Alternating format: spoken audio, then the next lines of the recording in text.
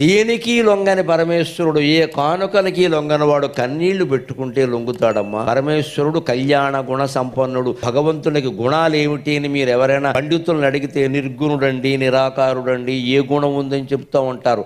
ఆయనకి ఉంటే గింటే ఉండే ఒక్క గుణం కళ్యాణ గుణం, కరుణ, దయ. భక్తులు ఏడుస్తుంటే ఆయన చూడండి. నేను మహిమ కొద్దీ ఇక్కడ వెలిశాను, నా కళ్ళ ముందు కన్నీరు పెట్టుకుంటుంది ఆ ఇల్లాలు.